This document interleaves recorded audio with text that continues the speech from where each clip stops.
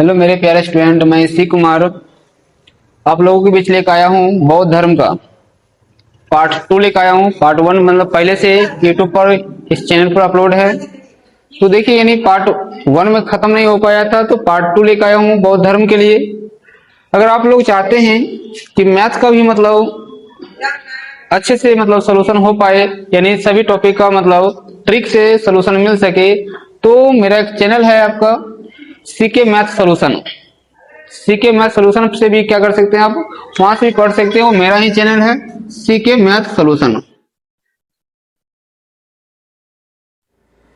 आप लोग इस चैनल पर जाकर मैथ यहां से पढ़ सकते हैं। इस चैनल पर सिर्फ क्या होगा, ओनली फॉर मैथ ही चलता है। ये देख कर मतलब देख लीजिएगा, लाइक सब्सक्राइब इस चैनल को भी कर दीजिएगा। चलिए तो स्टार्ट कर रहे हैं हम बौद्ध धर्म। तो उस दिन हम बताए थे बौद्ध धर्म, यानी फर्स्ट आपका मतलब जो है इसका लेक्चर फर्स्ट 1 में बौद्ध धर्म के बारे में बताया गया है कि स्थापना किसने किया था, गौतम बुद्ध, और उनकी जीवनी से संबंधित सारे चीज बताया गया है। जो भी एग्जाम में पूछा जाता है वो बताया गया है।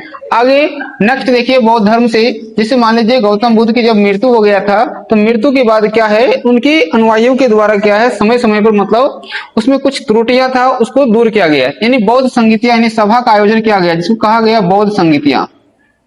क्या कहा गया था, बौद्ध संगीतियां कहा गया। और ये टोटल बौद्ध संगीतियां कितने हुए थे, तो 4 हुआ था। गौतम बुद्ध की मृत्यु के बाद ये हुआ। कितने बौद्ध संगीतियां हुआ था, 4 हुआ था। तो देखिए चारों का डिटेल से देख लीजिए। प्रथम बौद्ध संगीति कब हुआ था, द्वितीय बौद्ध संगीति कब हुआ था, ये देख लीजिए। प्रथम कब हुआ था, द्वितीय बौद्ध संगीति कब हुआ था, तृतीय कब हुआ था, और चतुर्थ बौद्ध संगीति कब हुआ था। एग्जाम में यहाँ से प्रत्येक एग्जाम में एक क्वेश्चन यहाँ से देखने को मिलता ही है समिति संगीतियां से। तो देखिए प्रथम बौद्ध संगीति जो हुआ था 483 ईसा पूर्व में हुआ था। पूछेगा कब हुआ था तो क्या कहेंगे, 483 बीसी में हुआ था। कब हुआ था, 483 बीसी में हुआ था। दूसरा पूछेगा कब हुआ था तो कह देंगे 383 बीसी में हुआ था, 100 साल बाद। तीसरा पूछेगा कब हुआ था तो ये हुआ था आपका 250 बीसी में। कब हुआ था, 250 बीसी में। और चतुर्थ पूछेगा कब हुआ था, 98 ईस्वी में हुआ था। कब हुआ था, 98 ईस्वी कह सकते हैं या प्रथम शताब्दी कहते हैं इसको, कभी कभी क्या कहते हैं, प्रथम शताब्दी भी इसे कहा जाता है। यानी याद करें क्या है, प्रथम बौद्ध संगीति कब हुआ था, 483। दूसरा कब हुआ था, 383। तीसरा कब हुआ था, 250। चतुर्थ कब हुआ था, 98 ईस्वी में, यानी प्रथम शताब्दी उसे भी कहा जाता है। अब देखिए पूछेगा कहाँ हुआ था, ये भी पूछता है कि प्रथम बौद्ध संगीति जो है ये हुआ था कहाँ। तो ये आपका प्रथम बौद्ध संगीति कहाँ हुआ था, आपका राजगीर में हुआ था। कहाँ हुआ था, राजगीर में हुआ था। दूसरा बौद्ध संगीति कहाँ हुआ था आपका, कोई बता दीजिए। तो दूसरा हुआ था आपका चुलबर्ग वैशाली में। कहाँ हुआ था, चुलबर्ग वैशाली में हुआ था। ये भी पूछेगा कहाँ हुआ था दूसरा, तो क्या कहेंगे, चुलबर्ग वैशाली में हुआ था। तीसरा कहाँ हुआ था, तो तीसरा आपका पाटलिपुत्र में हुआ था। कहाँ हुआ था, पाटलिपुत्र में हुआ था तीसरा। चौथा कहाँ हुआ था आप बता दीजिए। तो चौथा हुआ था आपका कुंडलवन कश्मीर में। कहाँ हुआ था, कुंडलवन कश्मीर में हुआ था। क्या हुआ था चौथा, कुंडलवन कश्मीर में हुआ था। यानी प्रथम बौद्ध संगीति कहाँ हुआ था, राजगीर में। दूसरा वैशाली में। तीसरा पाटलिपुत्र में। चौथा कहाँ हुआ था, कुंडलवन कश्मीर में हुआ था।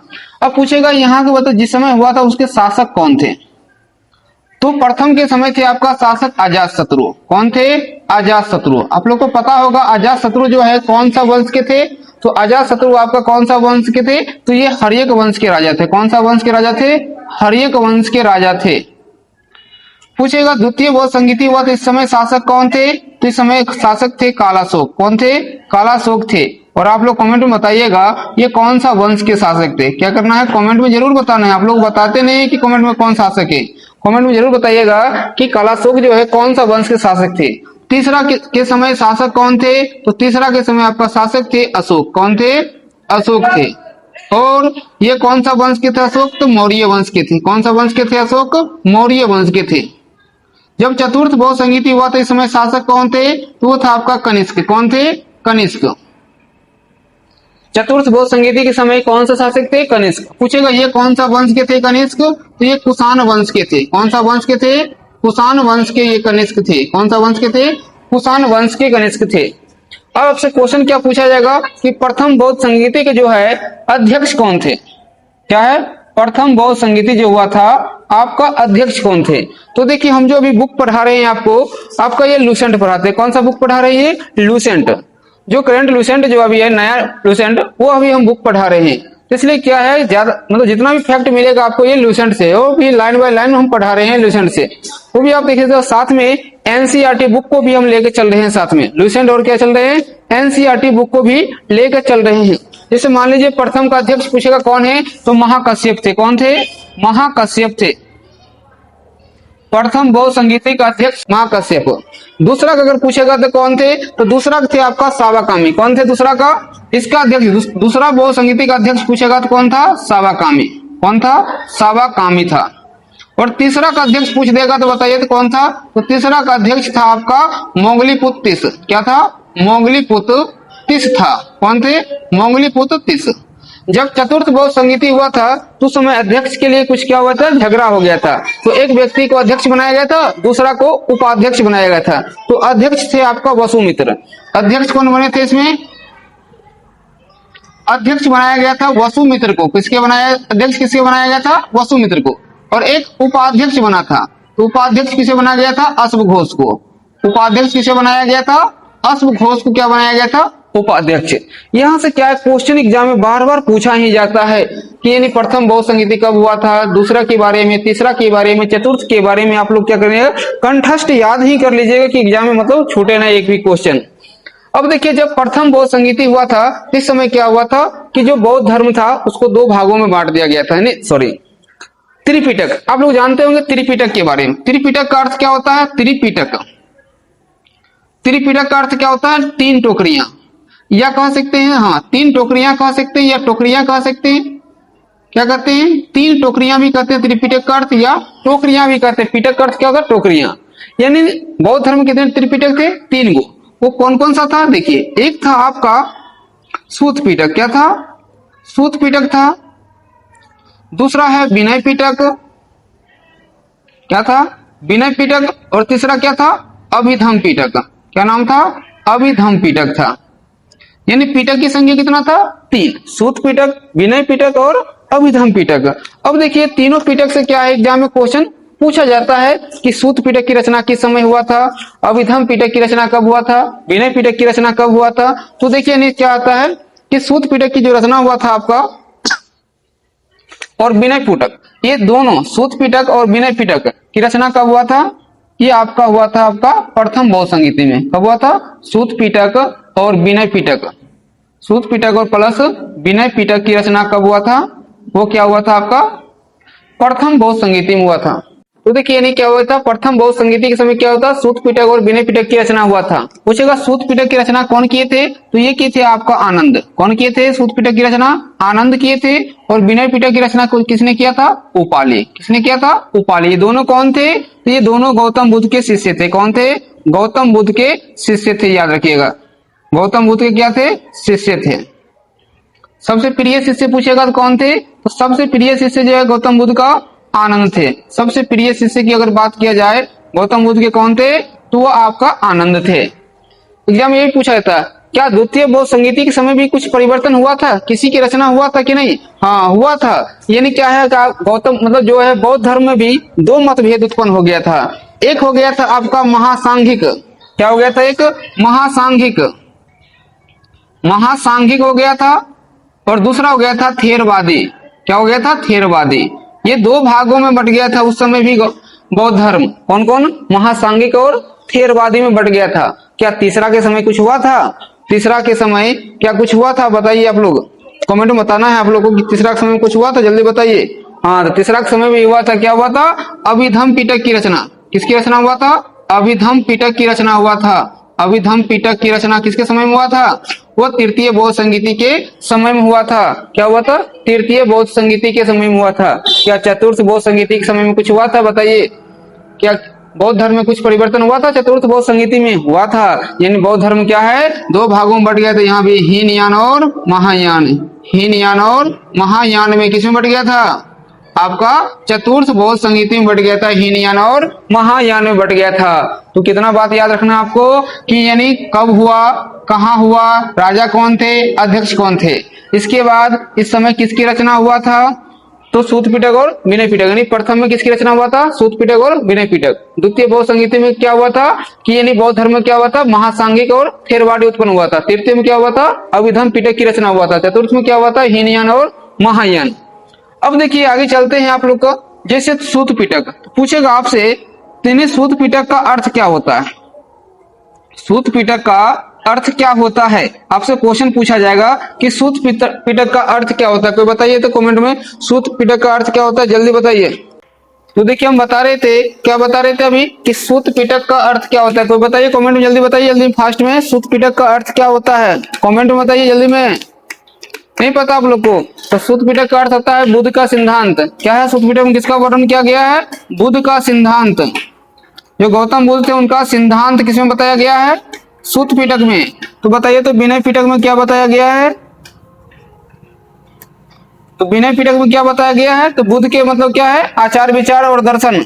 बुद्ध के क्या है, आचार विचार, किसमें बताया गया है,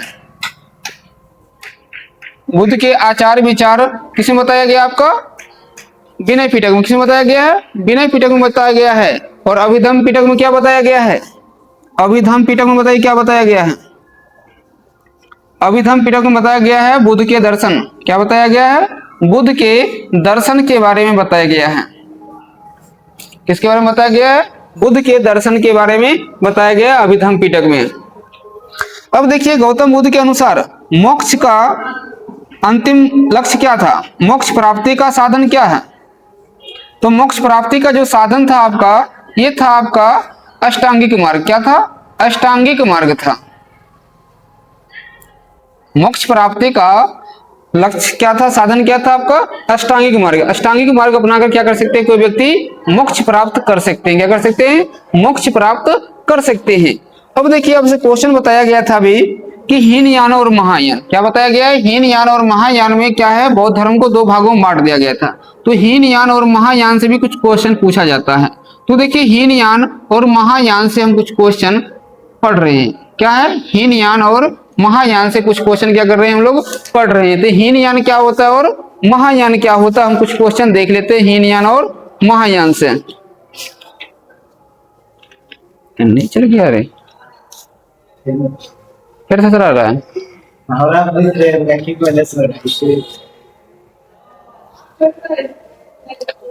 चलिए देखिए चले, हीनयान का अर्थ होता है आपका लघु चक्र। क्या होता है हीनयान का अर्थ, लघु चक्र होता है। और महायान का चक्र क्या होता है, दीर्घ चक्र। महायान का अर्थ क्या होता है, दीर्घ चक्र होता है या महान चक्र होता है, ये भी कह सकते हैं। अब देखिए हीनयान और महायान का अर्थ आप लोग समझ में आ गया।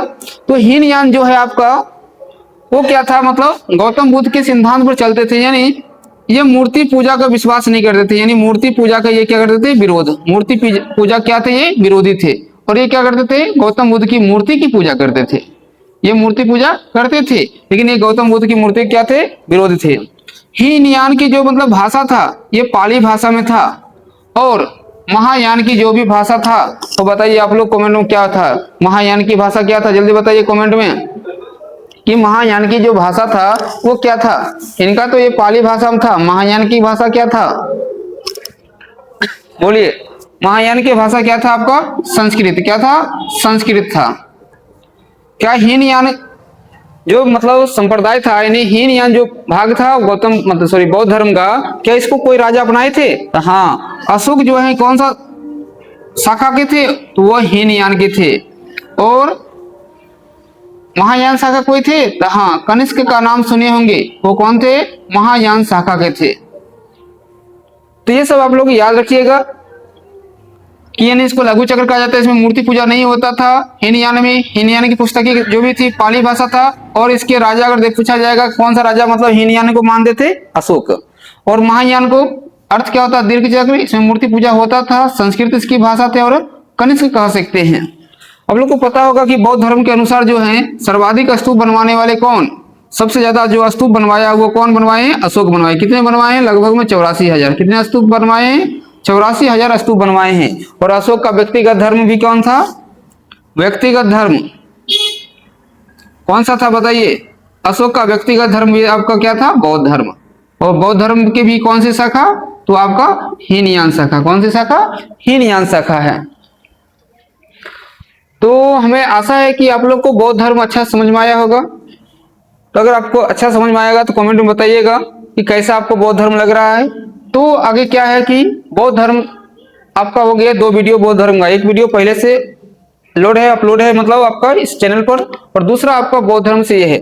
और अब क्या है कि अगले दिन आपका जो है जैन धर्म से संबंधित बातें आएगा। तो अगर आपको भी जैन धर्म के बारे में कुछ होगा पता तो वो कमेंट में पहले ही बता दीजिएगा। तो देखते हैं कि हम में कितने क्षमता है और आप में कितना क्षमता है बौद्ध धर्म जैन धर्म के बारे में। तो बौद्ध धर्म अगर समझ में आ गया है आप लोग को तो इसको भी लाइक कमेंट शेयर सब्सक्राइब जरूर कर दीजिएगा। और मेरा चैनल तो बता ही दिए क्या है, सीके मैथ सोल्यूशन।